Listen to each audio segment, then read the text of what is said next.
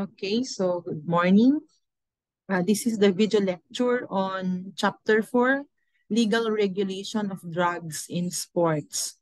So basically in this chapter, we will be talking about doping, about the use of performance-enhancing drugs in sports. No?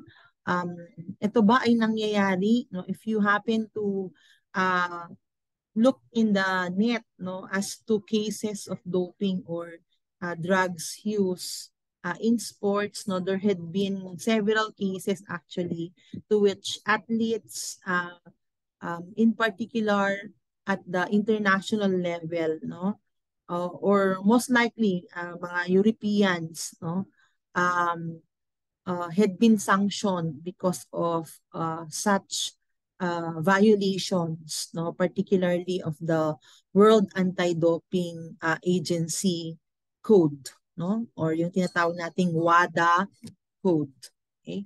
So in this particular video lecture, we will look into the concept of doping, what doping is, no, and how what's the implication of this, no, to athletes and even to coaches.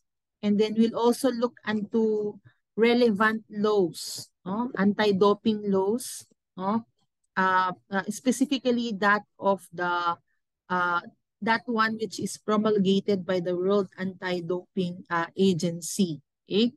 And then we'll also look into what substances are prohibited. Anong mga drugs ba ang hindi pwede na i-take or na kailangan, kasi kahit sa ating mga kinokonsume na halimbawa kapag tayo may mga maintenance, no?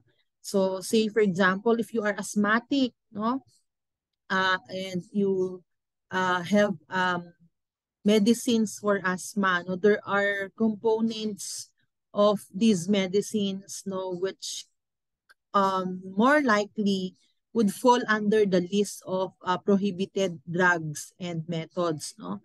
So we will look into what is provided for under the WADA code, no, World Anti-Doping Agency code, no, particularly on what sort of drugs or substances should be watched by athletes, no, especially prior and during competition, kasi meron yung tinatawag nating ano ang mga hindi nila pwedeng i-take a number of hours or a number of days before the competition, because it could still be traced in case they will be tested, no.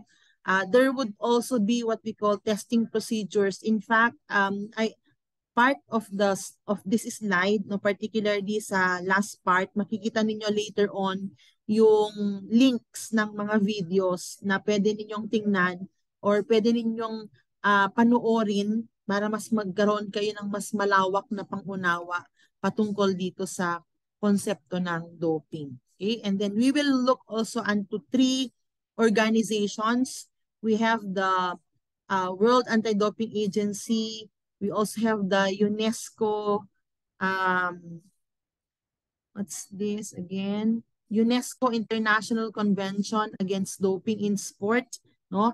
And we have the Philippine Sports Commission, Philippine National Anti-Doping Organization. So meron din tayo sa Pilipinas, guys. Okay? Ano-ano ang functions ng agencies na ito patungkol sa regulation ng drugs, no? In sports context, ibig sabihin it will actually involve athletes and coaches and those who are in connection with what do you call this? In connection to a particular sports. Okay? So the first concept that we have to understand is the concept of doping. No? Kung naalala ninyo nung first few meetings natin, we have actually cited some issues, no, which is we have cited some issues which is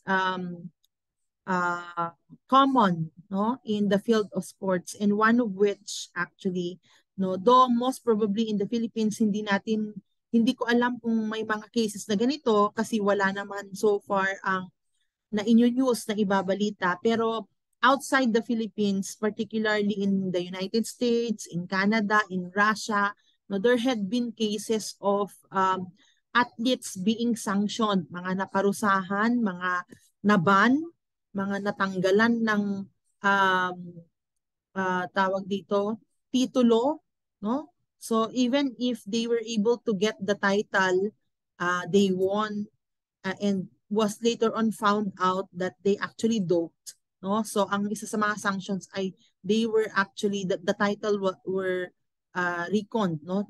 Natanggal sa kanila yung titulo o yung pagkapanalo nila dahil napatunayang sila nga ay gumamit ng drugs. Okay? So, doping, actually, if we look into this concept, no, it means the use of a prohibited method or chemical substance in sports. No? So, while we may not be so cautious of what we take in, halimbawa pag tayo ay under maintenance, drug maintenance, no?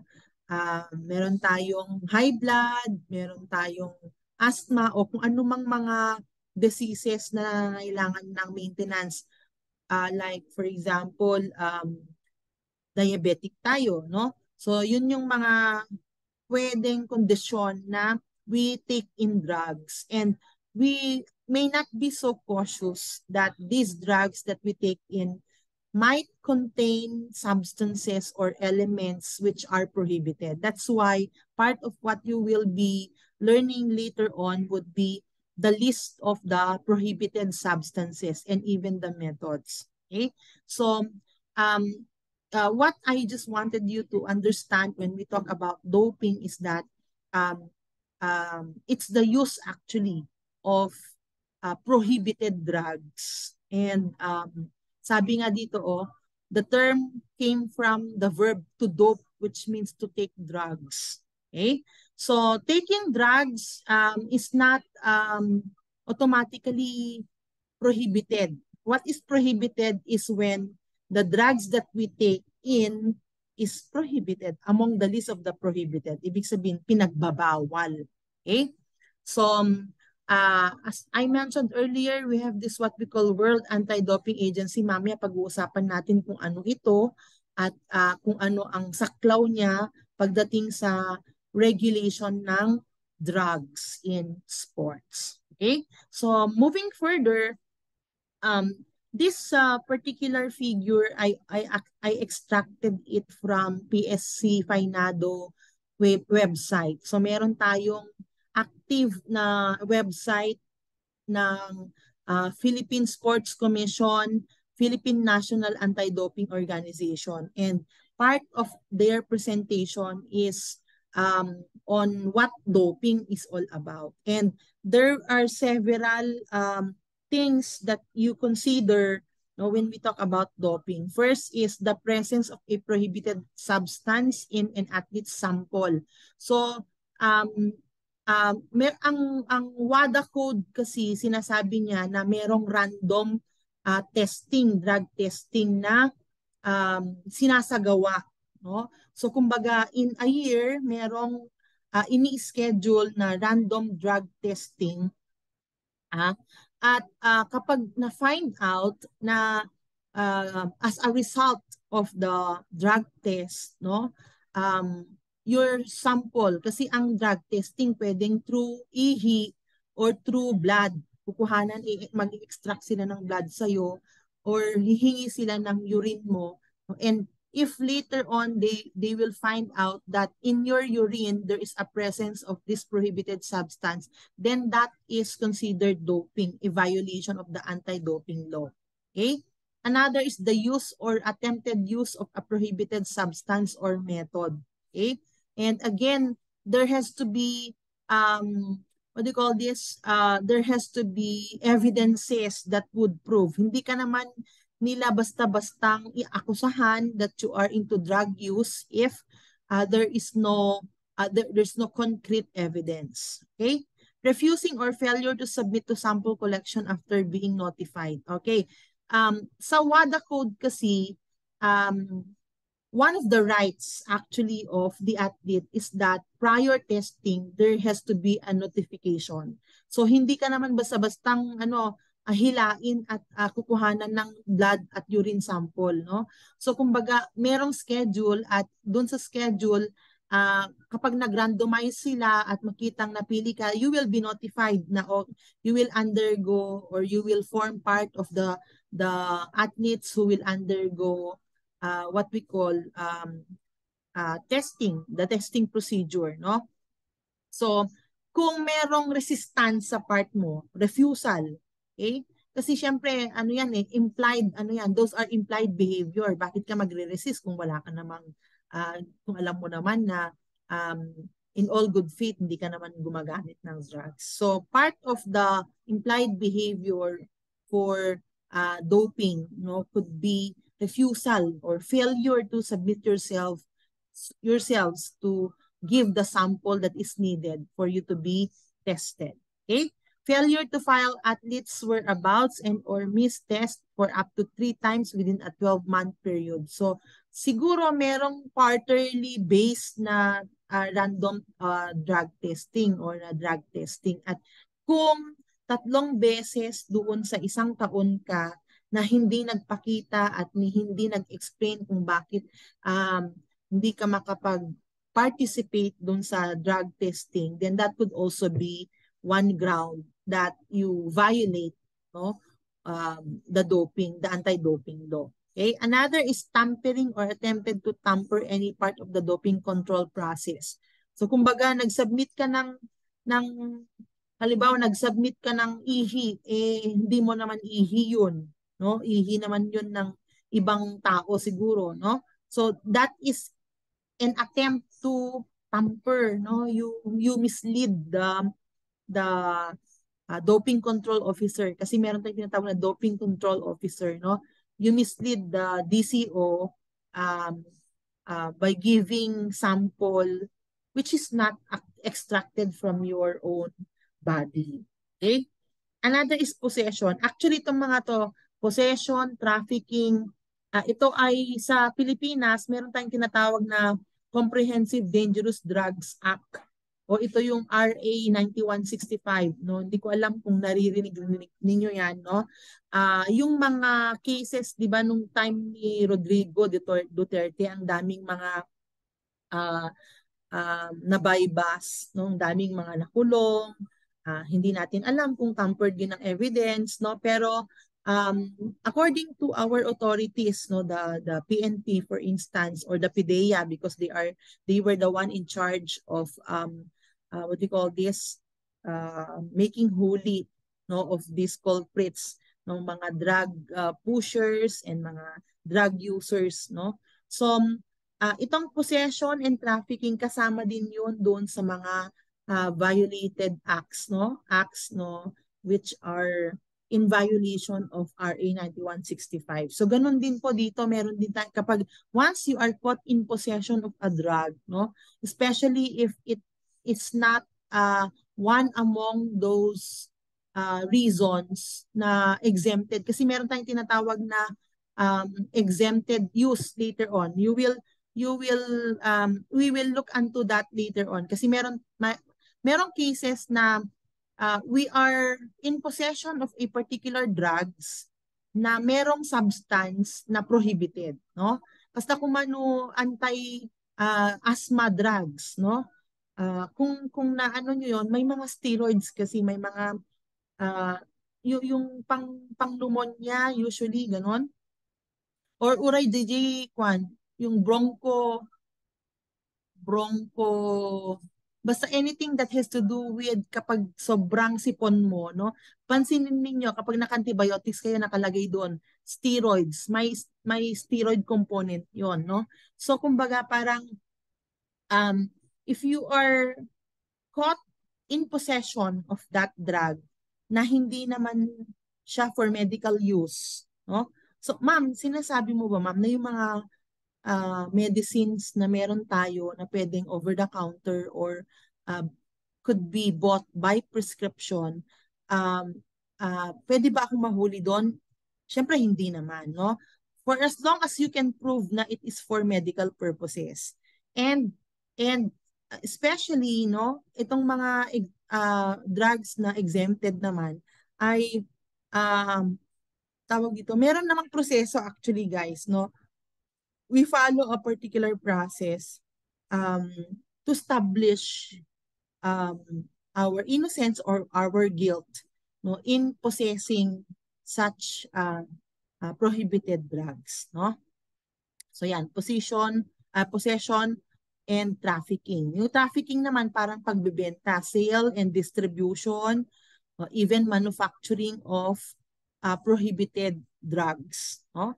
So yan, administering or attempting to administer a prohibited substance or method to an athlete, no? So kung ikaw ay doctor, kasama ka dun sa team na nagpe-prepare nagte-train dun sa athlete, no?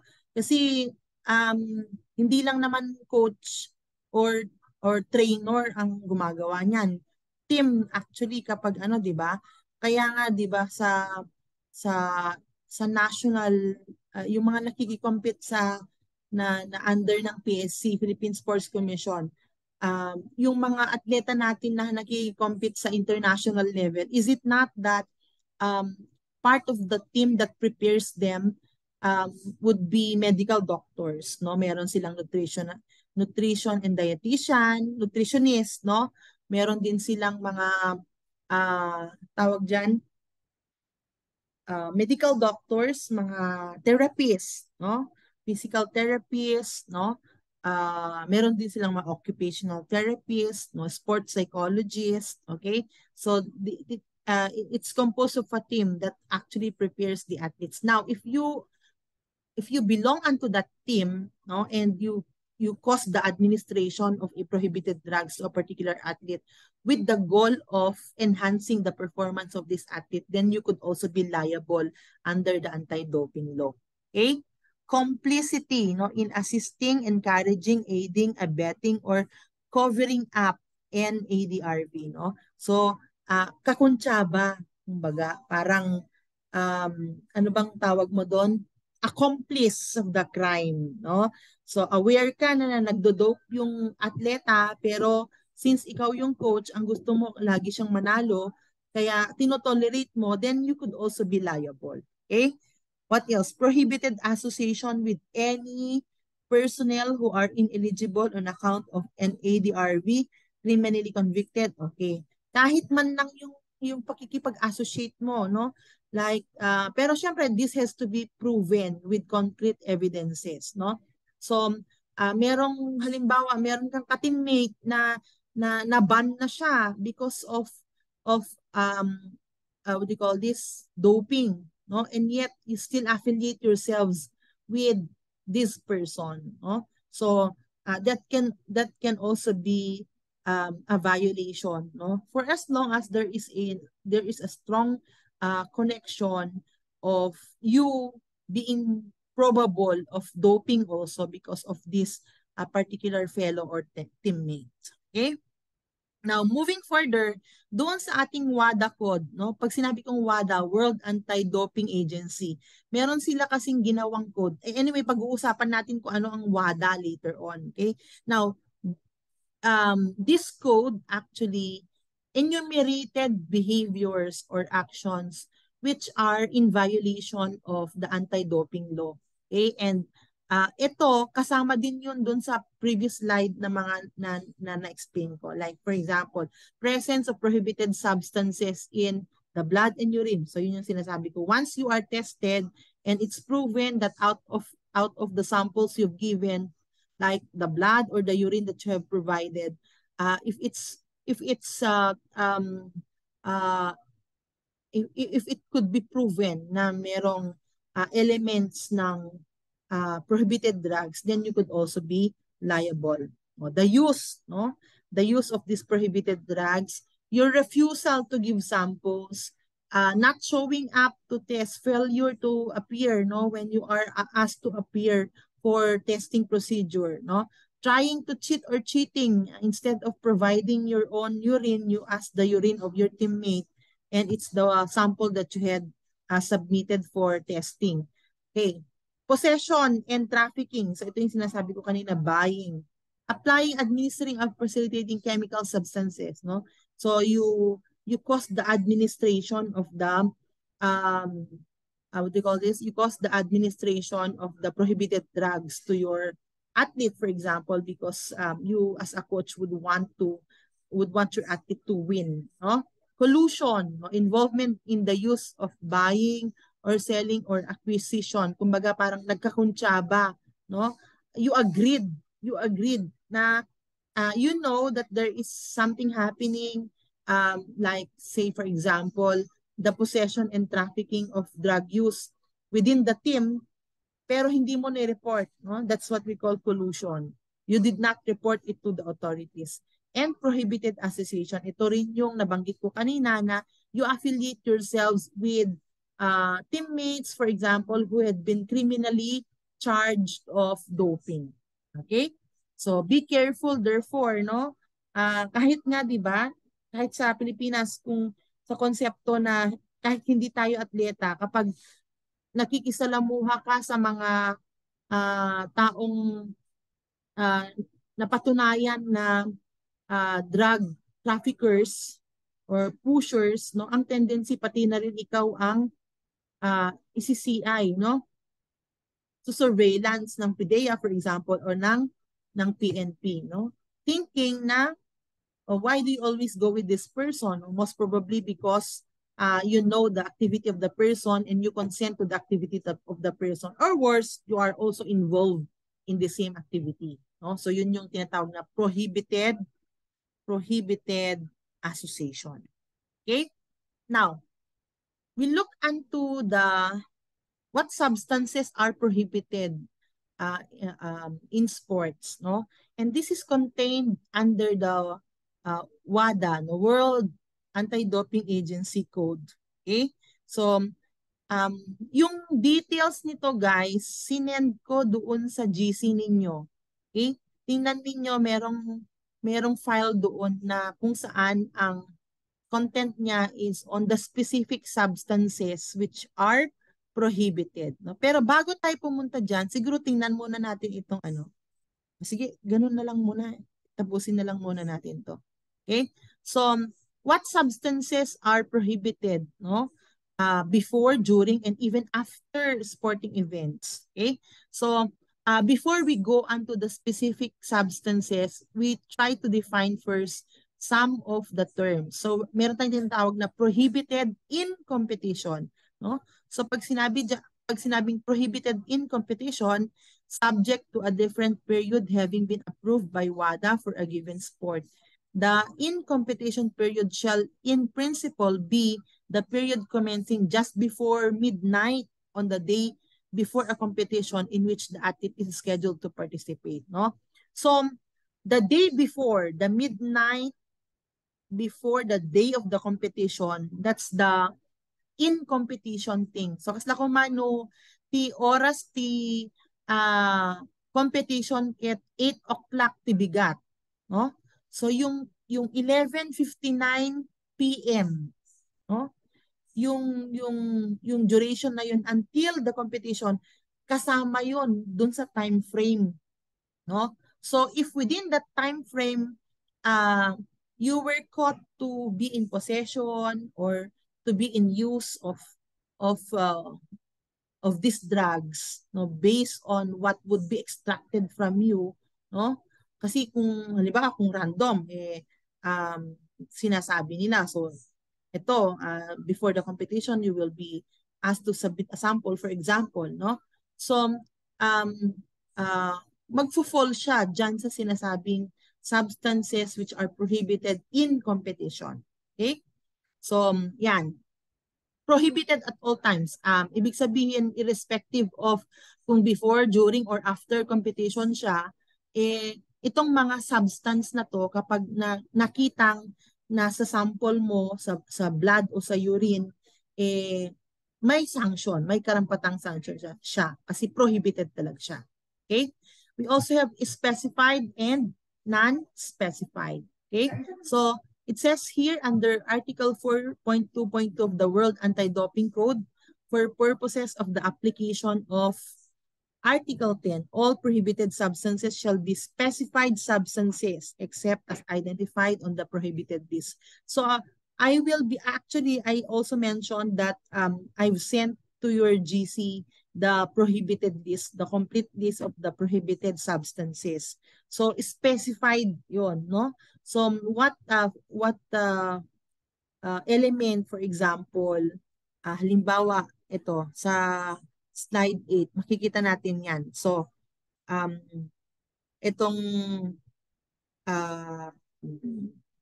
ito, hormone and metabolic modulators. So if you are taking treatments, drugs, no, for the treatment of breast cancer, diabetes, no, infertility, no, kung gusto mong magpa-fertility workout, no, for example, or kung may polycystic ovarian syndrome ka, if you're suffering from these diseases, no, or illnesses rather, or conditions, no, and you're taking hormone and metabolic modulators, no, this could be probable sources of prohibited substances, no. Now, ma'am, paano kung talagang meron naman akong ganong kondisyon tapos nagtitake talaga ako ng ganitong mga medications? So, shall I be liable, for example, no? Meron tayong tinatawag na exempted use for medical use, no? So, pero hindi siya automatic, no? Kumbaga, meron kang ifa-follow na process, meron kang kukuning consent, no? Para bang, sige, pinapayagan kita na you could actually use this medication, no? So merong magbibigay sa iyo ng consent, no? Na mag-a-agree na you can make use of it so that you could be exempted of these violations or from these violations. Okay? So yan. Substances of abuse, again, based on the WADA code, no? Substances of abuse are substances that are identified as such because they are frequently abused in society outside of the context of sports, no? Some of the examples are cocaine, heroin, siguro naririnig na ninyo itong mga to, yung methylene dioxymethamphetamine or yung ecstasy, no? Okay, so these are substances, no, which are addictive and again from the very term, substances of abuse, very prone for individuals to make use of or to utilize, no? So that's why it formed part of the addictive drugs. Okay, now specifically, ito yung mga prohibited at all times. Okay? So these are the very drugs that are prohibited at all times. Now, kung mapapansin ninyo, ma'am, paano yan? Parang may mga kinukure naman siyang mga illness. Halimbawa, ito, yung anabolic agent, it cures male hypogonadism. No? So it's a condition that is common among males. No? How is this case, ma'am? Again, babalik tayo doon sa tinatawag natin na what do you call that? Exempted use. Magpo-fall yan sa exempted use. Kung mapapatunayan mo na meron ako talagang ganitong condition at kailangan kong mag-take ng medication na may content na anabolic. Okay? Yan. Peptide hormones, growth hormones, related substances, and mimetics. No? So, kasama ito na ihahalo ito doon sa mga gamot na gumagamot ng anemia, growth hormone deficiency, amuyo dagijay dwarfism, no? Meron silang growth hormone deficiency. Ano yung dwarfism, ma'am? Parang si Dagul, yung mga unano. No, ma'am, meron bang gamot doon para kahit paano ay tumangkad, no? While ang kulang kasi doon ay growth hormone, no? Pwede ka siguro magpa-inject ng growth hormone, but as to how feasible na tatangkad ka or mag-grow ka, as to the normal height, that would depend, of course, on the propensity of your body with the medication. Okay? So, yan. Ito ay, again, would treat particular conditions. So, and all the rest actually. Okay? So, you could browse the um, what do you call that, file that I sent in your GC for the details ng kung ano-anong mga drugs ang hindi pwede all throughout. Ito naman, in competition. Hindi pwede. So, at 11:59 p.m. on the day before, the midnight before the competition, that's what we call in competition. Okay? So, you do not take any of the following: stimulants, narcotics, cannabinoids, and glucocorticoids. No? So, tingnan na lang ninyo yung details niya yan doon sa sinend ko na file. Okay, now, we look into the agencies. As I mentioned, there are 3 agencies. We have the WADA, we have the UNESCO, and we have the PSC Finado. Okay? So, the WADA, World Anti-Doping Agency, is actually the parang central organization or agency that monitors doping in sports around the world. Okay? So at the international level, ang nagre-regulate ng doping sa larangan ng sports ay ang WADA, World Anti-Doping Agency. It aims to protect the health of athletes and promote fair competition, no? So kumbaga sa PSC Finado, meron silang tagline, no? Play fair, play clean. Una na, no? So, yun yung talagang gusto lang naman nila na, okay, kung talagang mananalo ka, that is because you have the skill, you have the stamina, you have the endurance, and not because you were able to have this because only of the drugs, no? So, hindi pwede. Okay? So, it is initiated. The WADA actually is initiated by the International Olympic Committee na kung naalala ninyo, diniscuss natin yan doon sa previous topics, no? International Olympic Committee based in Canada, no? At the moment, the WADA is based in Canada. It promotes, coordinates, and monitor the fight against drugs in sports. So, it is involved in research, in education, in the development of anti-doping capacities, and even in terms of developing policies on drug use. Okay? It is enforced by the UNESCO International Convention Against Doping in Sport. Okay. Itong UNESCO ICADS. No? Ano yung UNESCO ICADS, ma'am? UNESCO International Convention Against Doping in Sports. No? Itong organization na to, guys, ay binubuo ng iba't ibang bansa at kasama dun ang Pilipinas. No? So tayo ay signatory nitong, meron later on, I will discuss in the next slides anyway. Okay? So speaking of WADA, ang unang base niya ay sa Switzerland. Pero sa kasalukuyan ay ang headquarters niya ay located in Canada. Kailan siya in-establish? Noong 1999 pa. Hanggang ngayon ba, ma'am, in operation? Yes, hanggang ngayon in operation. Okay?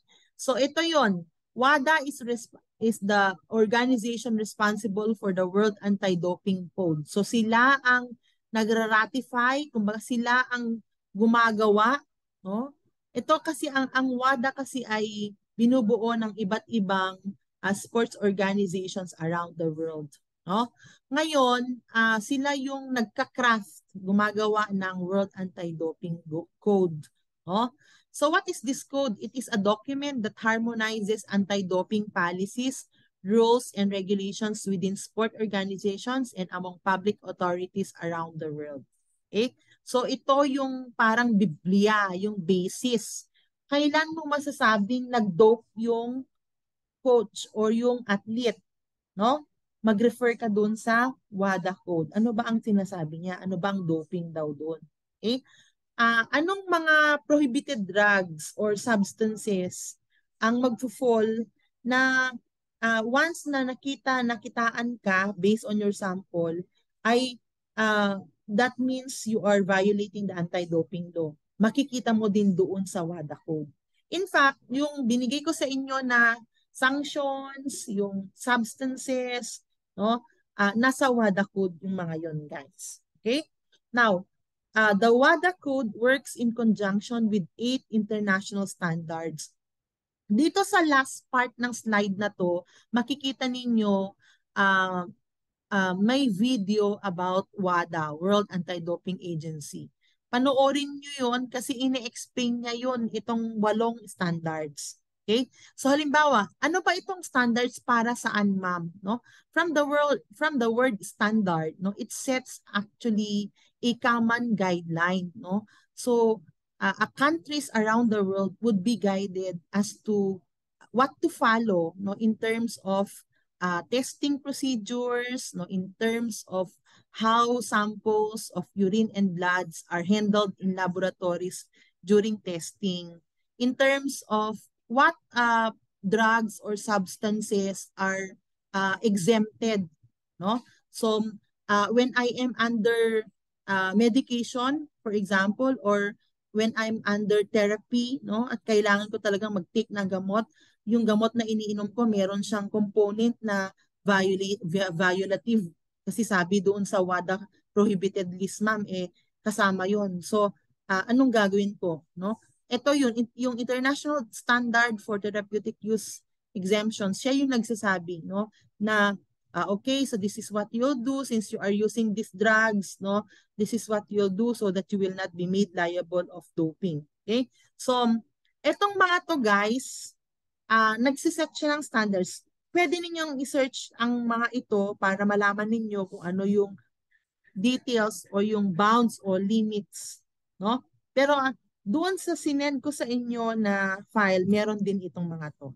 Okay? Ano pa? The WADA code was first published by the WADA in 2003. Okay? Prior to 2003, there was no one standardized set of rules for all sports and countries. So it's only when the WADA code was crafted and approved, ratified, no, that there had been an international standard which countries across the world would refer to when it comes to doping. So kumbaga parang itong mga standards na to ang nagsiset na ito ang gagawin natin kapag na-find out natin na nagdodope yung athlete, or itong gagawin natin para mag-guide tayo sa testing procedure ng pagkuha ng samples. Ito ang gagawin natin. Dito tayo magre-refer para makita natin kung sino-sino yung mga exempted kung sakaling nagme-medicate sila at gumagamit sila ng prohibited substances. Okay? Now, we also have the UNESCO ECADS. No, nabanggit ko ito sa inyo kanina doon sa previous slide. I think slide 10, nabanggit niya si UNESCO ECAD. No? Anti-Doping Convention. The Anti-Doping Convention, which was entered into force on February 1, 2007, is now the second most ratified of all UNESCO treaties. Ang muna yung treaties ko, anak ko, treaties are agreement, no, of countries around the world. No? So we agree, no? And we put that agreement into writing. That's a treaty. Okay? And we have this what we call anti-doping treaty, no? Which came as a result of the Anti-Doping Convention. And Philippines form part of the state parties, no? Of the 191 state parties, Philippines is one. Ibig sabihin, kasama tayo doon. Kapag nilagdaan yun ng ating Pangulo, ang ibig sabihin noon, nagsuswear siya, nagpapromise siya na kung ano man ang laman ng treaty na yun, kung ano ang agreement na nangyari nung February 1, 2007, ay susundin namin. Gagawa kami ng mga initiatives para masunod. Okay? So a state party to the International Convention Against Doping in Sport is a country, katulad ng Pilipinas, that has ratified, accepted, approved, or acceded to this international instrument and is therefore legally bound by its provisions. Meaning to say, lahat ng mga nandun, you could validate. Actually, tinry kong tingnan yan no? Kung kasama talaga ang Pilipinas, no? Sinearch ko siya. I will send you the evidence, no? Kasi I also searched and I found out na Philippines nga naman is one of these state parties, no? So ang ibig sabihin niyan, once na nag-sign ang presidente natin o ang representative ng Pilipinas doon sa treaty na yon, ang sabi niya, o sige, tinatanggap ko to, i-implement ko rin siya sa aking bansa. Kaya nagkaroon tayo ng tinatawag na FINADO, no? Philippine Sports Commission, Philippine National Anti-Doping Organization, no? At yun yung isa sa mga, yun ang pinaka-ahensya ng Philippine Sports Commission na tumitingin ng mga cases ng doping sa Pilipinas. Okay, nagets nyo? Now, during the Anti-Doping Convention, there had been a harmonization of anti-doping legislation, guidelines, regulations, and rules internationally. What for is this, no? So that there would be a fair and equitable playing environment for all athletes, no? Katulad nga ng nasabi ko kanina, yung PSC, Philippine Sports Commission FINADO, kasama dun sa kanilang tagline yung play clean, play fair, no? Tagline. No? So, ang pinakagusto lang talaga nila is that there would be a fair and equitable playing environment. Okay? Now, what are the commitments of the state parties under the UNESCO ICAD Treaty, no? So the following are the commitments. First is to encourage international cooperation to protect athletes and the ethics of sports, no? So as much as possible, whatever are the set guidelines, ethical guidelines in a particular sport should be complied and should be obeyed, no? So kumbaga sinasabi ng Pilipinas, o sige, we are one unto that, no? We will cooperate, no? If what international organizations want are or is rather a fair and equitable sports, then we are one into that endeavor. Okay?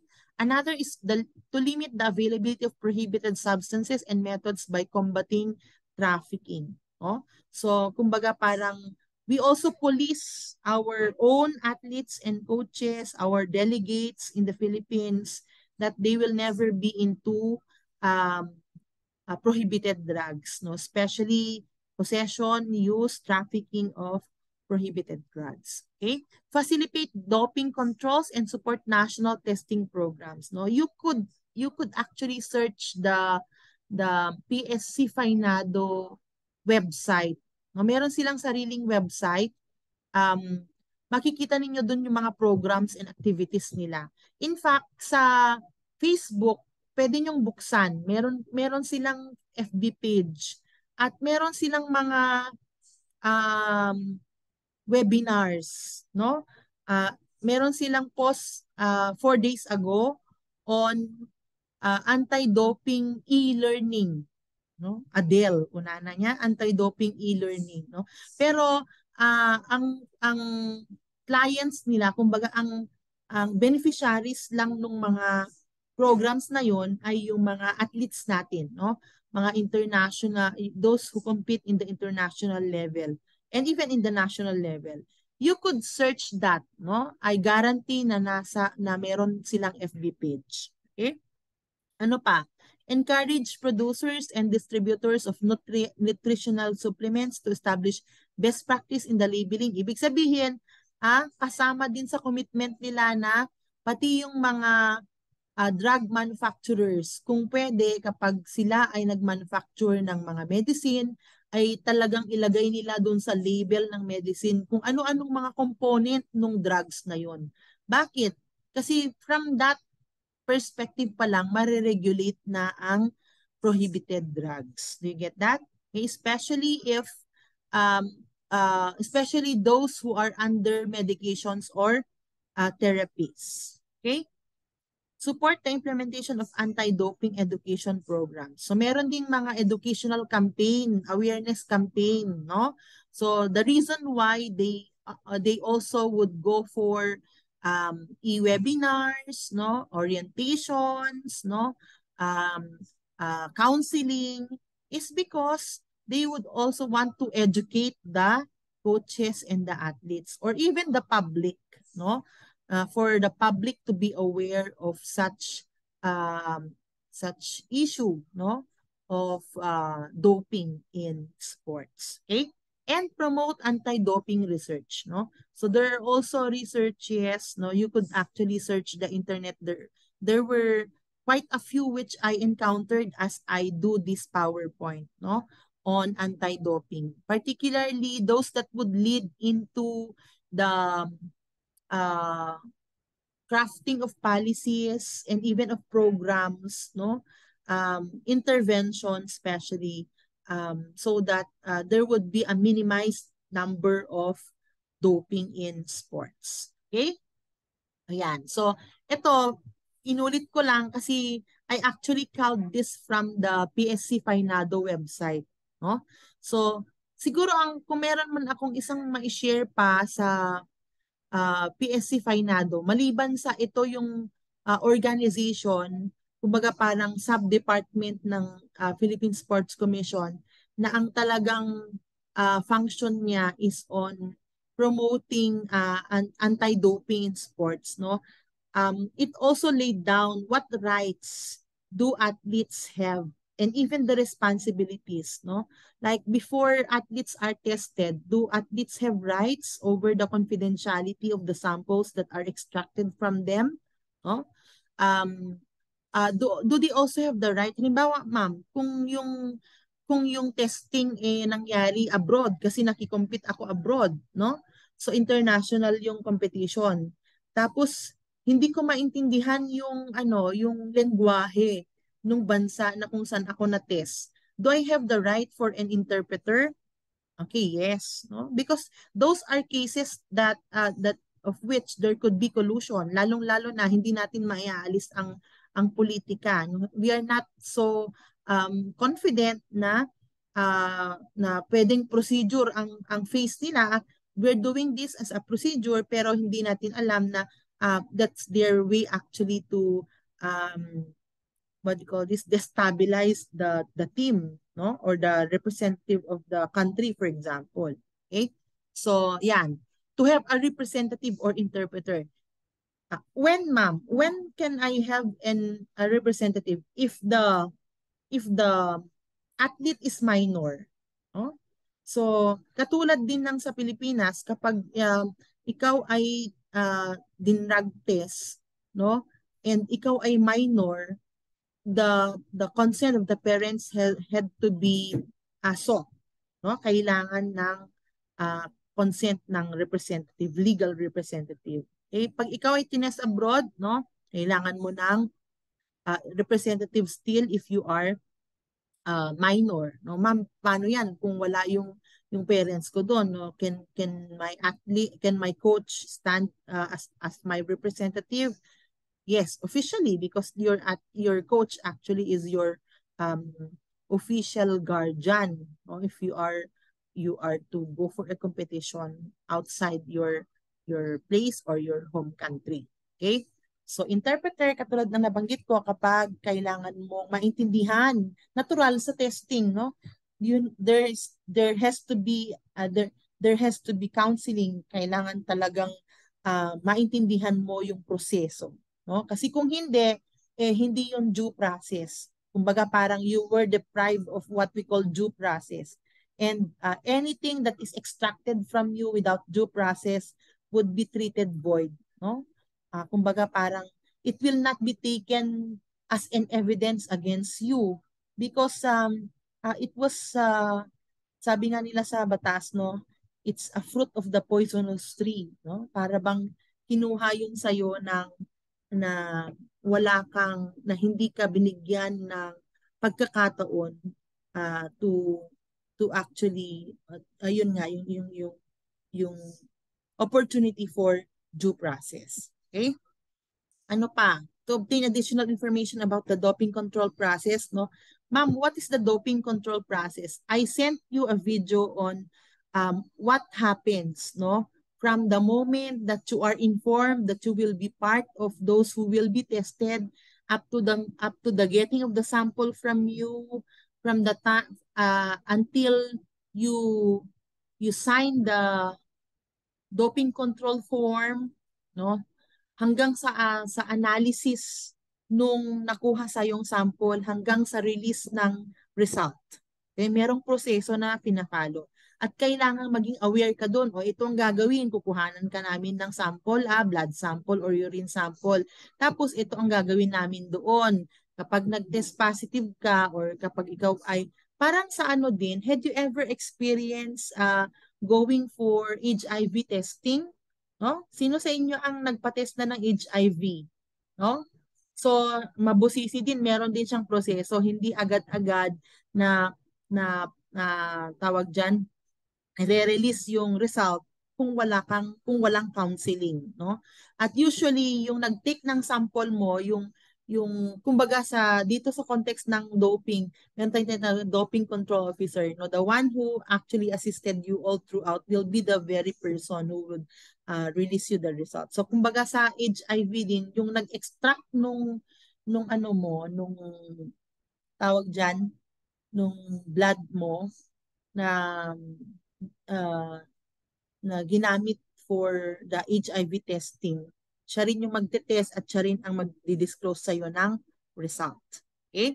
And you all have the very right to be well informed about the process to ensure no irregularities with procedures, no? Walang tampering, walang swapping, walang any chances na maaaring makapagpa-doubt, no, na magkaroon ka ng doubt doon sa result. Okay? To comment on the sample collection process, no? So if you think there had been a violation of the process, then you have all the right to make an appeal, no? So kahit doon sa PSC Finado, meron tayong part doon na nagdi-discuss ng appeal, no? Ibig sabihin, ma'am, pwedeng kung sakali man na nag-test positive ako, no? Hindi ako outrightly na mabibigyan ng sanction, no? Bagkus I could still stand and defend myself, yes, no? Kahit nga sa batas natin, di ba, if you are caught in violation of RA 9165, you will not be immediately sanctioned. Instead, you will be investigated, there will be hearings. Ganon din po dito, hindi agad-agad. Okay? Then you also have the responsibilities, no? So one of your responsibility is to actually present yourself, no? Report immediately to the doping control station. If you were asked to submit yourselves to testing, you have to go because failure, naalala ninyo doon sa presentation natin sa previous slides, no? If you failed to report immediately for how many times? For 3 times within a year, for example, no? That is considered a violation of the anti-doping law. Comply with the sample collection procedures, no? You have to be genuinely compliant. Hindi yung, sige, pupunta ako, pero yung sasabit kong ihi, yung blood na ibibigay ko ay hindi akin. No, that's not proper. And this is in relation, produce valid identification, no? Responsible consumption of any, okay. So, since meron tayong tinatawag na prohibited drugs prior, during, and after competition, no, kailangan maging aware ka din sa consumption mo, yung mga kinakain mo, baka malay natin may mga substances doon, o yung mga iniinom mo, baka meron ngang mga substances doon na pwedeng maging contributory doon sa result ng test mo. Okay? Remain with chaperone site, yung representative mo, no? Declare medications and supplements. If you are under medication, you have to tell them. Okay? Provide PUE, no, if applicable, and sign the doping control form. Okay?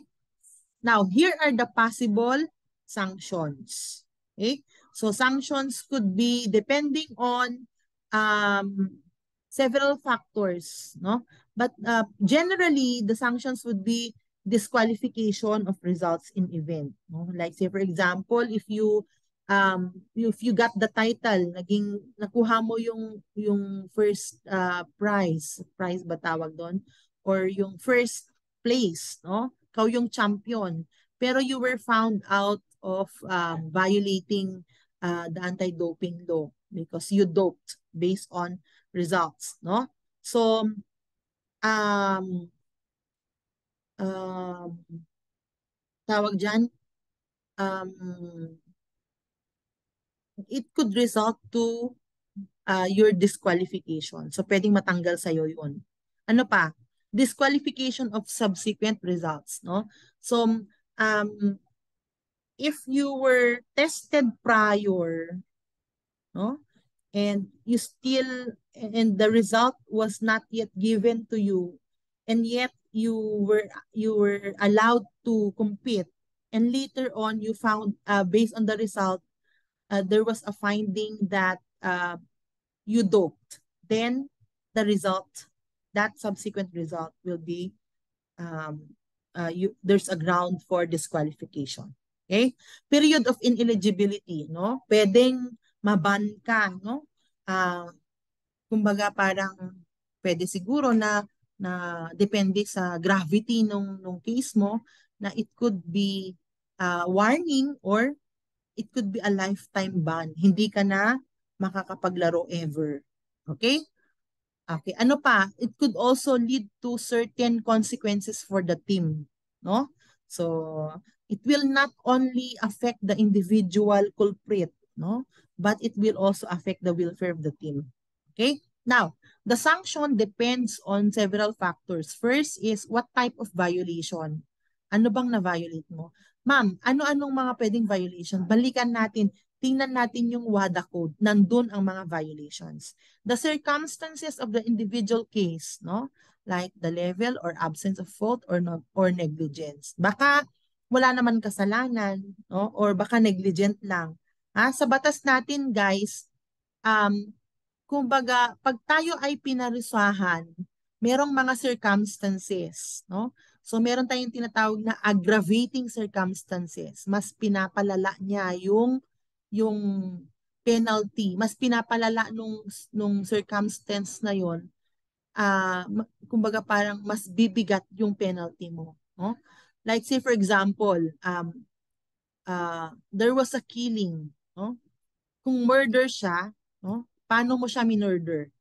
Okay? Merong mga aggravating circumstances.